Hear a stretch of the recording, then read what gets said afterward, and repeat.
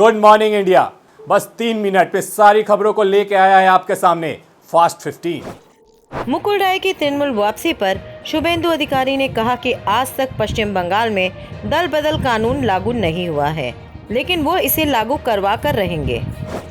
आसनसोल में दवा के ट्रक और तेल के टैंकर के बीच टक्कर होने से आग लग गई। इस घटना में 3 लोग जल गए और उनकी मौत हो गई। भारतीय रेलवे ने एक बार फिर प्लेटफॉर्म टिकट के दाम बढ़ा दिए हैं। बता दें कि नॉर्थर्न रेलवे ने दिल्ली डिवीजन में 8 बड़े रेलवे स्टेशन पर प्लेटफॉर्म टिकट की बिक्री दोबारा शुरू कर दी है। इन स्टेशनों पर प्लेटफॉर्म टिकट की कीमत 10 रुपये से बढ़ाकर 30 रुपये रख दी गई है। रेलवे अधिकारियों ने कहा है कि स्टेशन पर ज़्यादा भीड़भाड़ न हो, इसलिए प्लेटफॉर्म टिकट महंगी कर दी गई है।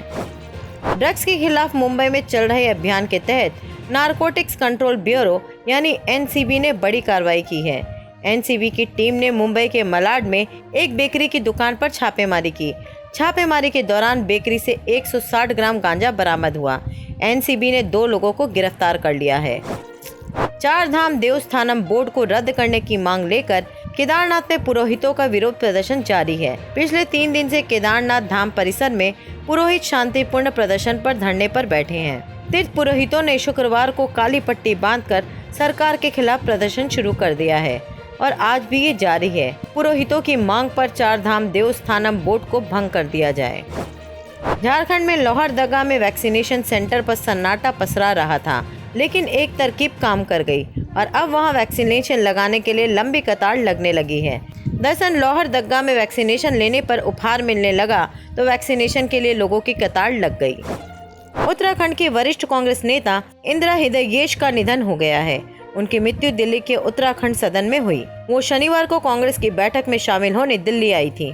उन्होंने दिल्ली के उत्तराखंड सदन में अंतिम सांस ली। जयपुर में हनी ट्रैप का मामला सामने आया है।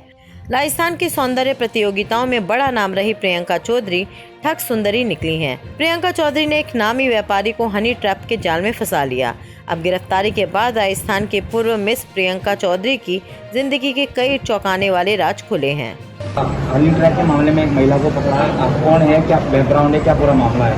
प्रियंका चौधरी है, यहाँ गौतम मार्ग फ्लैट में रहती है। इसके में गिरफ्तार किया है धारा 420 में।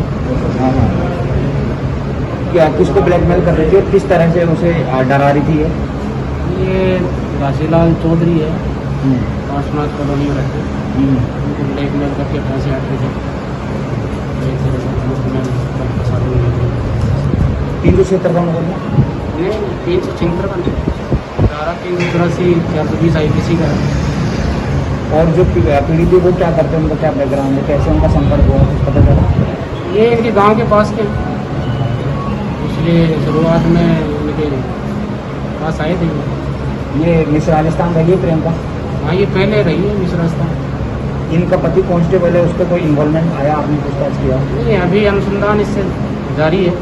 अभी PC केस करेंगे कोर्ट में, अनुसंधान PC करेंगे, उनसे जाँच करेंगे। पति की इन्वॉल्वमेंट तो नहीं आया? अभी तो नहीं आया तब से, और अभी पूछताछ चल रही है। इसके साथ और इसके अलावा और भी कोई लोग आपको पता चला कि इस महिला के अलावा और भी कोई इस रैकेट में, गिरोह में? नहीं, ऐसा कुछ नहीं आया तफ्तीश से, अभी तफ्तीश जारी है। और इससे पहले इस महिला ने किसी और को भी किया हो, ऐसा कुछ बात सामने? ये मेरी जान। उत्तर प्रदेश के प्रतापगढ़ में ग्रामीणों ने कोरोना माता का मंदिर बना दिया है। हालांकि पुलिस ने मंदिर को रातों रात हटा दिया। जैसे ही पुलिस को इसकी भनक पड़ी, शुक्रवार देर रात JCB ने मंदिर को नष्ट कर दिया। वहां से मलबा तक हटा दिया गया है, जैसे वहां पहले कुछ नहीं था। जम्मू कश्मीर के डोडा के कई गाँव में 45 वर्ष से ऊपर आयु वर्ग के 100% आबादी का टीकाकरण किया गया। CMO डॉक्टर याकूब मीर कहते हैं कि पहाड़ी इलाकों के बावजूद स्वास्थ्य कर्मियों ने देशा, अस्सर, कहर, जुगसर और कई अन्य दूर दराज के क्षेत्रों में 100% टीकाकरण हासिल किया। खत्री क्षेत्र में 85% से 90% टीकाकरण हासिल किया। हमारा इस वक्त डिस्ट्रिक्ट डोडा जो 5 ब्लॉकों हेल्थ ब्लॉकों पर मुश्तमिल है, जिसमें गुंदो है, असर है, ठाठरी है, बदरोया और गाठ है। ऑलमोस्ट हमने जो 4 ब्लॉक्स हैं, असर, गुंदो, बदरोया एंड ठाठरी, इनको हमने 85 से अबव हमने इंस्ट्रूमेंट की है। अब हमारा जो गाठ ब्लॉक है वो बहुत बड़ा ब्लॉक है, जिसकी पॉपुलेशन 170 के करीब है। और बहुत हिली टेरेन है जहाँ पहुँचना भी मुश्किल है, और आजकल जो लोग इस एरिया के वो हाई रीचेस पे चले गए हैं।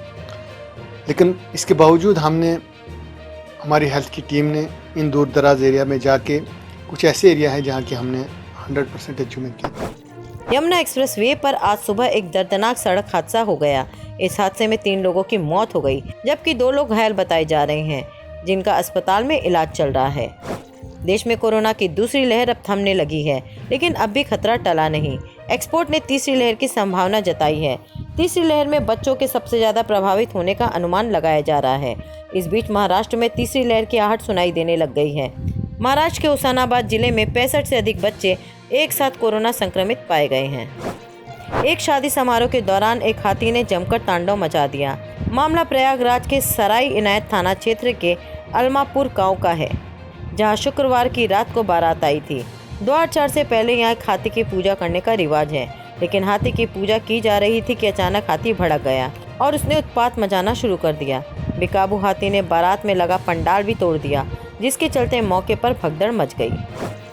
बिहार के गोपालगंज में बारात में मछली के मुड़ खाने के लिए 2 पक्षों में खूनी झड़प हो गई, जिसमें दोनों पक्षों के 11 लोग से ज़्यादा घायल हो गए हैं। घटना भोरे थाना क्षेत्र के सीसई टोला के भटवलिया गांव की है।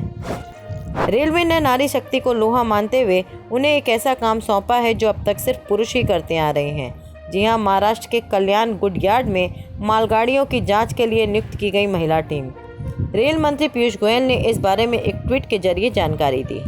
आज के लिए बस इतना ही, कल फिर मिलेंगे।